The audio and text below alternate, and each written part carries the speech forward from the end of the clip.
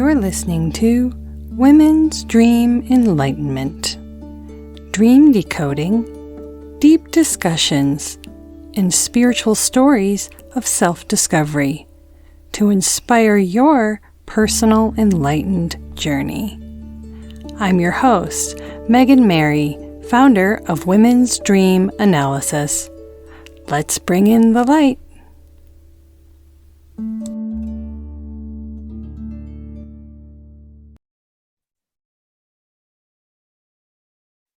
Welcome. Today we have Emma Drady. She is a women's health naturopath and writer based in Sydney, Australia.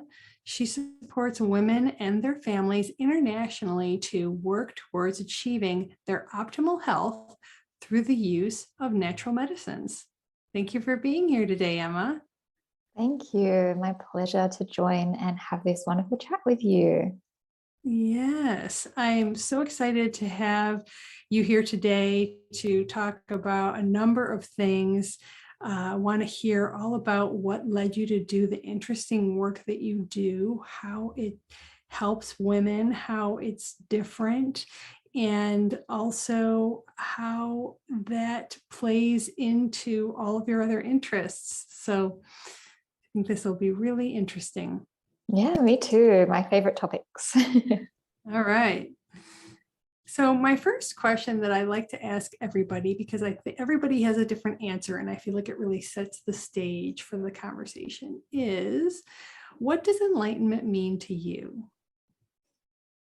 Enlightenment means to me, I think it means a lot of things to me. But the first thing that sort of comes to mind is sort of that freedom from suffering and discontent that many of us experience regularly, and that aiming towards a more peaceful existence. And that would be in our heart, in our health, in our mind, and for our future as well. I think it would be a goal that we're working towards to alleviate ourselves from some of that suffering. And of course, as humans here on earth, that experience is part of being a human. You know, suffering is something that we can't escape, but I guess sitting in that less and allowing it to release and to go back to peace as often as we can. So yeah, I think that to me is what enlightenment means. Yes, I love that. Wouldn't that be great if we just had more peace and less suffering? That would just be, in our minds and bodies, and because it's all connected. And when our body suffers, our mind suffers, and when our mind suffers, our body suffers, and it's a reciprocal thing. And you talk a lot about gut health on your blog, and I feel that is crucial to your mind being optimal. Yes. Talk a little bit about how you work with that in your practice. Yeah, absolutely. So I know that a lot of naturopaths, and I think even the modern medicine community, is really understanding how gut health is really the seat of a lot of our health woes in this modern world, because I think because of the way that we have essentially treated our bodies, and that is usually the things that we're eating, the things we're ingesting, giving ourselves the time and the space to sit and enjoy our meals. And so that has caused a lot of gut disturbances. And so in my practice, what I do is I really help people come back to balance through the use of really mindful practices around eating, informing them a little bit more about what healthy food really is, outside of all the restrictive diets. I'm definitely not a big fan of the restrictive diets and following rules and counting calories and measuring things. That kind of thing is just creating more stress. And so I prefer teaching people a little bit more about mindful eating and intuitive eating and the foods that are going to be beneficial for them. And that changes a little bit throughout our life, and even as women throughout our cycles. So that's a really big component of gut health. And then also I love diving into the microbiome, which is the bacteria, the parasites, the viruses, the fungi, all of the things that live inside the gut, that are essentially another organ for us humans. We all have, I think it's about 2 or 3 kilos worth of microbes living in our bowels. And so they do so much for us. They process hormones, they detoxify for us, they help us break down our food. And then, of course, when it comes to the mind, they are also helping us produce neurotransmitters. So things like serotonin, which is our feel-good hormone. So if we're a little deficient in certain microbes, we can be deficient in some of those actions as well. So we can't break our food down as well. We might get hormone imbalance, a buildup of toxins, and then our mental health also tends to be the brunt of that too. So the way that I do that is often through testing to see what's actually happening in there, what the balance is like. And then there's so many beautiful tools that we as naturopaths have to help with that. Food, certain fibers, certain probiotics, and lots of beautiful herbs as well. So gut health is a big topic. I could talk about it almost all day. But yes, it really is the seat of a lot of our health. And if we have a good gut, we often have good health. Yes, it is our second brain, and that dysbiosis can essentially cause dis-ease. Mm-hmm. So let's talk a little bit about how you came to do the work that you're doing. What was your enlightenment journey like? And was there a pivotal moment where you went off your existing path and went down this path? Yeah. So like a lot of kids in high school, I just had no idea what I wanted to do. I moved around a little bit in my teenage years. So I had been to about 4 different high schools. And by the time I got to my last one, I was a little bit sick of it, to be honest. And I just couldn't wait to finish. And I just wanted to get out there and make some money. So I went out there and worked in the corporate field. I did a degree in business. And I thought that was my path. And I was happy to just make money and live this lifestyle of, party hard on the weekend, work hard during the week, and save a bit of money and travel whenever I could. And that was the path that I was going down for a really long time. And then in my sort of mid-20s or maybe early 20s, I started to practice yoga. And something really shifted within me when I started to attend those regular classes. And I got a little bit hooked, a bit addicted to the yoga classes. And I was going almost every single day. And the teacher that I had at the time was an elder, and she was not your typical yoga teacher that we see these days, who's, fit and doing headstands and wearing the latest active wear. She was in her 60s and really wise, and a lot of the postures she didn't even do herself. She just talked through them and really delved into the philosophy behind yoga. So that was my initial introduction. And I got really, really interested in exploring the behind the scenes of just the yoga postures. So that's where my sort of spirituality journey began, through meditation, through reading the Vedic texts and that side of things.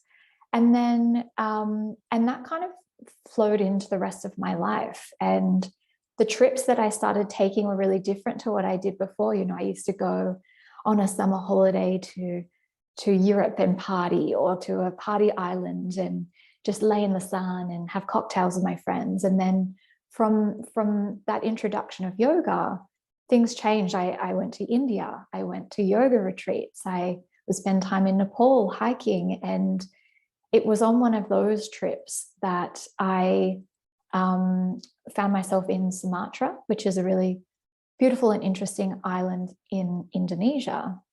And while I was there, I had a psilocybin journey.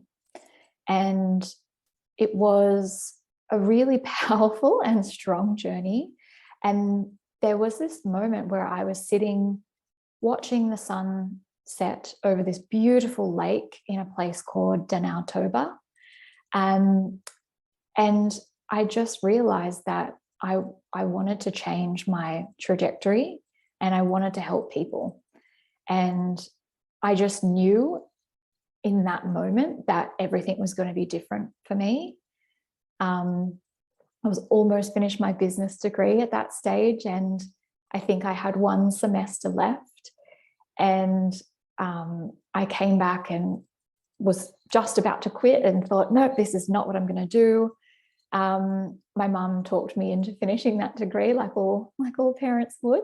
But I knew, as soon as I graduate here, I'm doing something different. This is not my path. And then I stumbled across naturopathy through the beautiful science of medicine called Ayurveda, which is the traditional Indian medicine that often goes hand in hand with yoga. And that was really where my eyes were open to a different way of helping people in a one-on-one setting.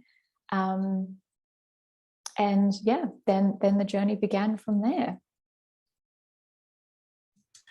Wow, you really had a lot of travel and enlightenment going on in that. I love that story. It's great. So what are the common misconceptions about what you do, and how is what you do different from traditional neuropathy, naturopathy? Yeah, so I guess in Australia, to be a naturopath, we have to do a 4-year health science degree. So lots of study, lots of science, lots of facts and information, and a lot of, really heady sort of topics. And so if you want to practice as a naturopath here, you have to graduate with that degree and you have to have that scientific health background. But in terms of what really brought me into naturopathy wasn't that. It was the traditions and the beautiful long lineages of herbal medicine. That's what really drew me in. And so I did the degree like I had to. But the way that I practice is I prefer to use things like herbal medicines and lifestyle medicine. And lifestyle medicine can be just helping people live more in alignment with what's going to help them. And that could be, waking up earlier but going to bed earlier. It could be exposing your eyes to natural light in the morning. It could be putting a filter on their water if they live in the city. It could be taking your shoes off and getting out in the grass more often, or slowing down, or saying no more to the rush, do kind of activities that we're all doing. So that's a really big component, along with the herbs. And of course, I use pathology and testing, and I use everything that is still backed by science, but I think that's just a bonus. The science to me is just a happy bonus, because I think, herbalists throughout history haven't had that scientific evidence, and yet the medicine has always worked. So I prefer to practice in that way. But that's not to discredit other naturopaths and the way that they practice, because they get beautiful results, and there's a different practitioner for every person, and you've got to find the right person for you. So I'm not everyone's cup of tea, but I don't think I should be either. So yeah, that's a little bit about how I practice. But yeah, in comparison to other naturopaths, even other naturopaths that I work with in the clinic that I currently work out of, is really different. So yeah, we're all really different. Yeah. Mm-hmm. Yeah. And we talked a little bit the last time about hindrances when trying to help clients and them looking for a quick fix, thinking that you're just going to take this herb and then everything's going to go away. Talk a little bit about those roadblocks. Yeah. So this is such a hot topic, and I feel really strongly about this, and I try to let all of my patients know from the get-go that this is not going to be a one session, one herb, all fixed within a day or two experience. What the purpose of our sessions really is trying to work out what actually caused your main concern. You know, we don't just get, say, for example, a breakout of acne on our face for no reason. There's always something that led to that, whether that was something in the diet, whether it was long-term stress, whether there was hormone imbalance, or, you know, a million other reasons why we could get that breakout. So we could technically just do topical things to make the skin look more beautiful. But the point is that we're trying to work out what was the cause, and then to either support that cause with the use of herbal medicine or diet and lifestyle medicine. But also that comes with a lot of behavior change as well, because if you're someone that we get to the point where we realize it's something that you eat really regularly or something that you do really regularly that's causing that breakout, that's the thing we need to change. And that's not usually something you just do once and it's fixed. That's a long-term behavioral change. And so naturopathy is absolutely something you have to come to when you're ready, and you have to take that first step of just coming to the appointment, but you've also got to be ready to take the next step as well. And I think that can be a longer journey for some people. It can be a lifetime's work. It could be a matter of months, but it's absolutely going to be more than just taking herbs once and the problem is fixed. Yes. And I find there's so much overlap there with dream work, because you have to be ready to come to the table for that and to do that dream work. It's not just one session isn't going to tell you everything you need to know. It's going to start you on that journey, but that's part of the reason that people look to the quick fixes and look to the dream dictionaries and try to figure out, okay, I'm just going to figure this out myself. I'm just going to look up this one symbol or this one thing and see what it means.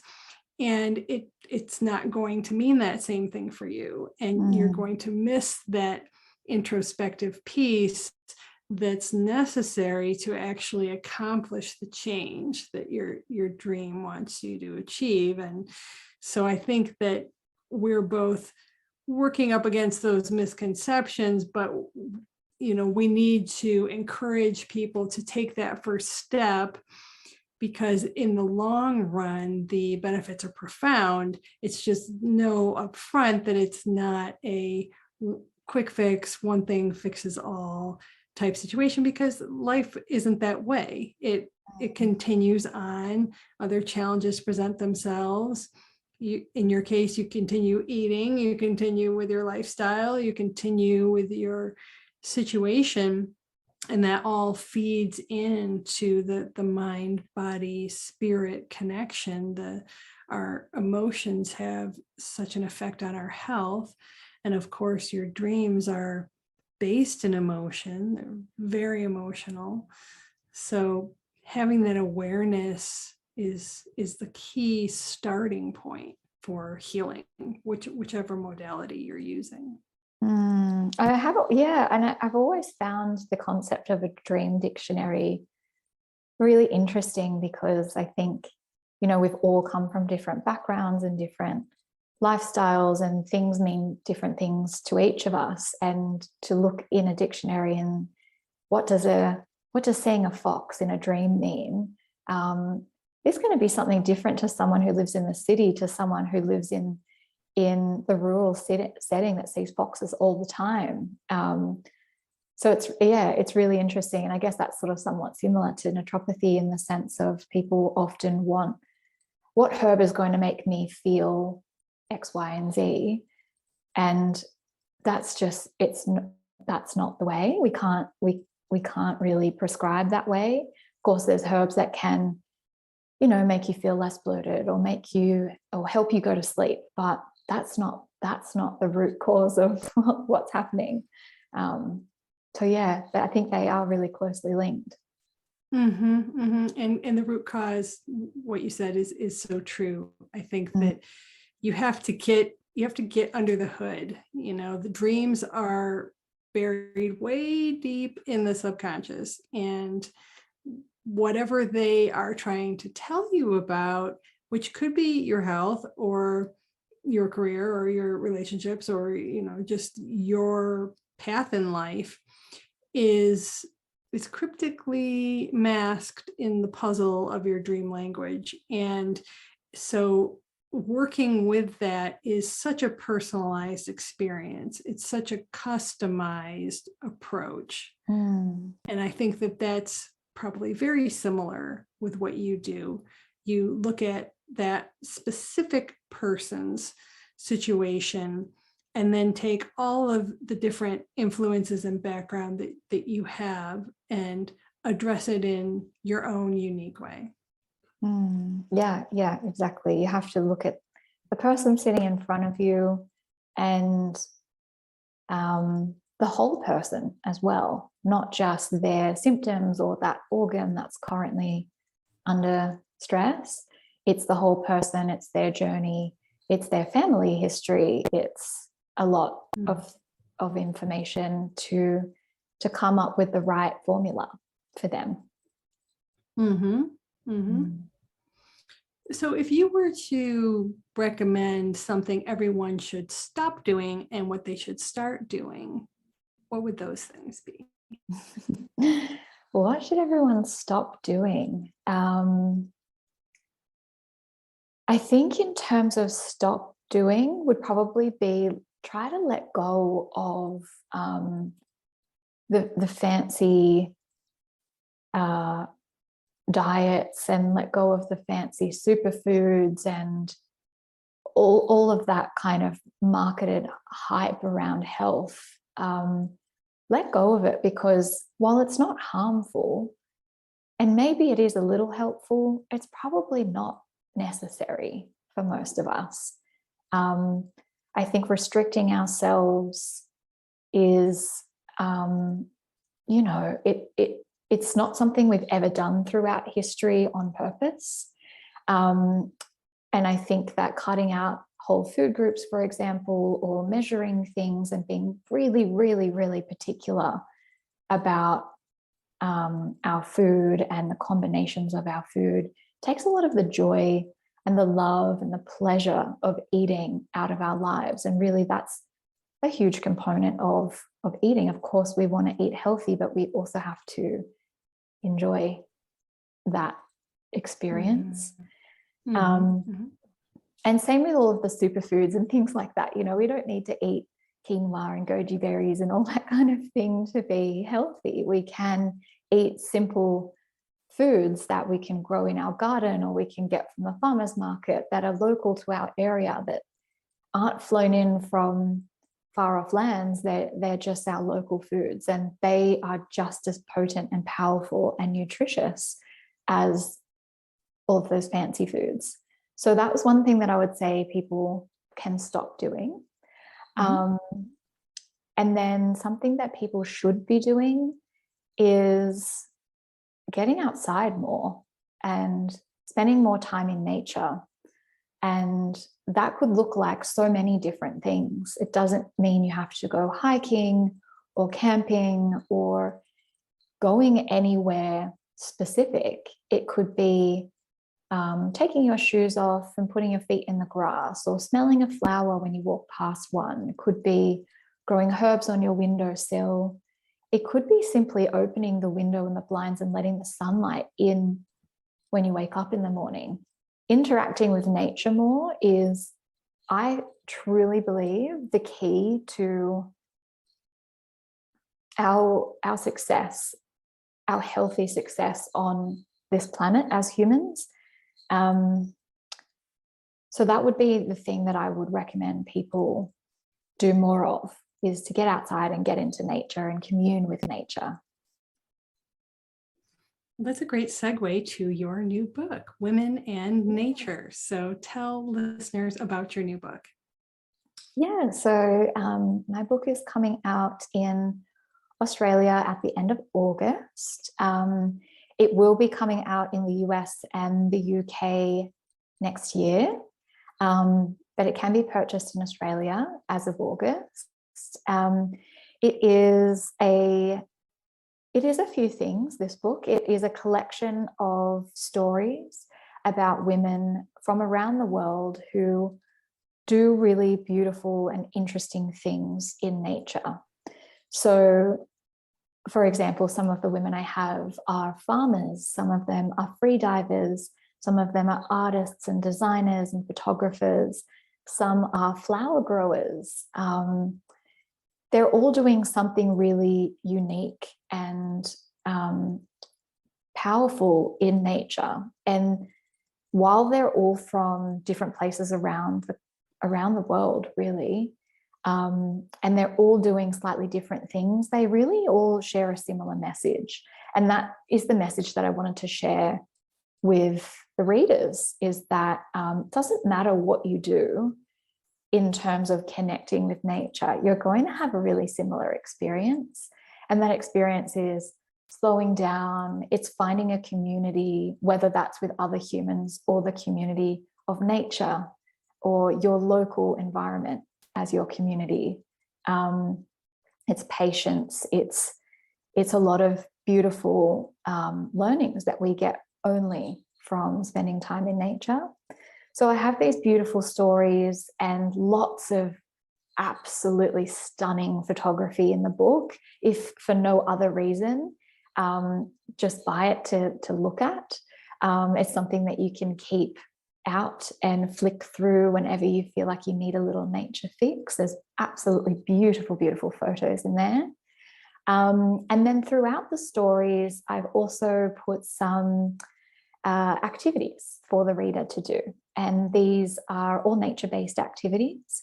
And they're all really easy to do, really accessible, and a nice place to start if you're really feeling that itch to spend more time in nature, but you're not really sure where to start or what to do. And then at the back, I've also got a little nature first aid kit. So some things that you can do with nature to support your health. So it's a collection of different things. It's a really active, fun, but also really beautiful and inspiring book that I'm so excited to come out. Oh, I'm excited to read it. That sounds really fascinating. I love that you integrated the photography, because I love photography and I feel like imagery is so subconsciously healing. So integrating that with the stories and then with the other aspects, it sounds really fascinating. And I love what you said about being in nature. Being a person that sits at my computer all day, I definitely should spend more time in nature. And when I do get out there and the sun is shining on my face, I'm like, wow, this feels so different from sitting at my desk.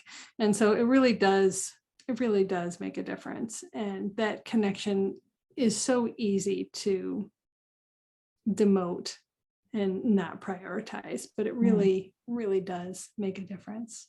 Yeah, it makes such a difference. I agree with the photography. And, there was, while I was writing the book, I came across this really amazing study being done in the UK on how looking at images of nature affects us positively in our mental health. And there's, I think the research concluded that if you simply look at 10 to 15 images, I think was what they found, you can change a lot of your stress markers in the body simply by looking at images. And so that's another part of the book, is that just flicking through that can be medicine in itself, which is, really exciting. And I'm so happy that research like that is being done.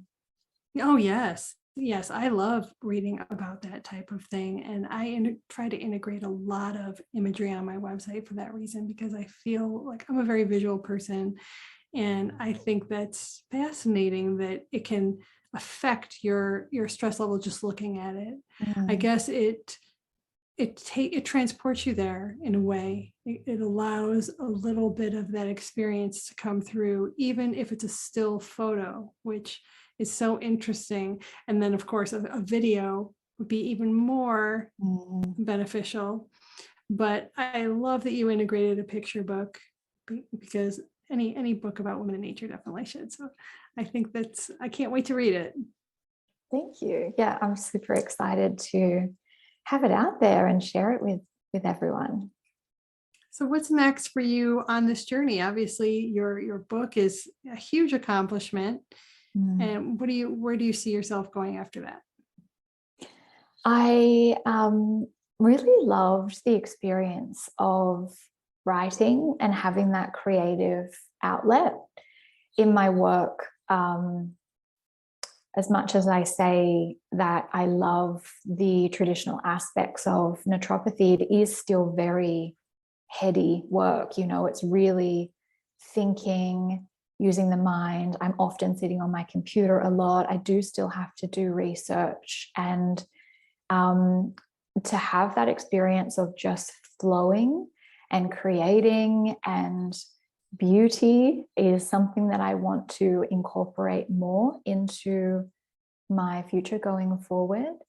So I think there will be hopefully more books and more writing on the horizon, however that looks.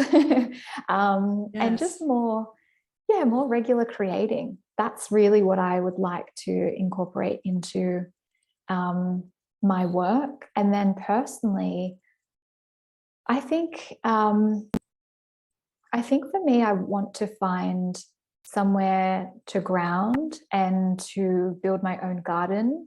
That would probably be my next goal and my next step in life.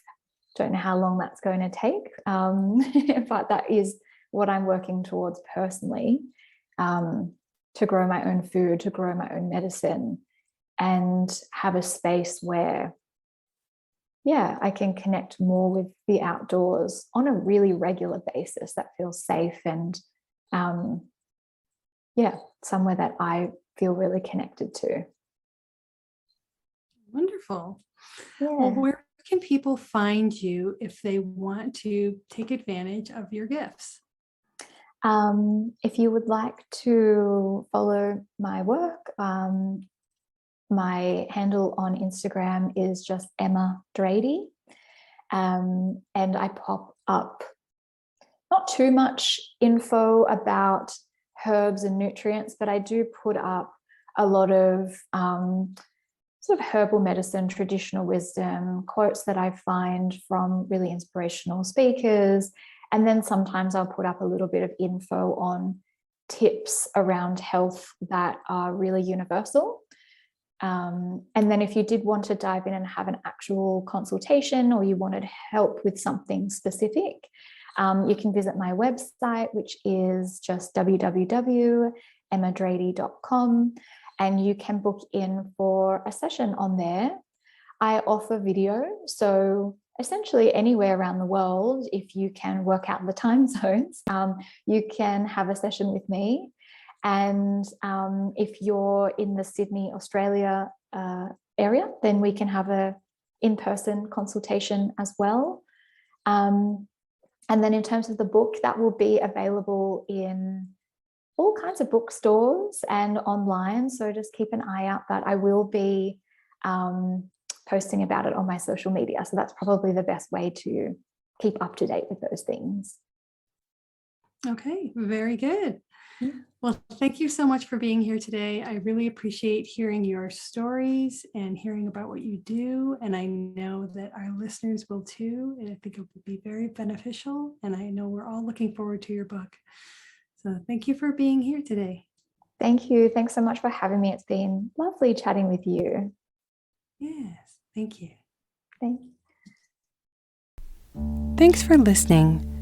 Are you a woman wondering what your dreams mean? Are you seeking enlightenment and wanting to connect with your true purpose and higher self? Check out womensdreamanalysis.com to begin exploring the transformative power of your dreams.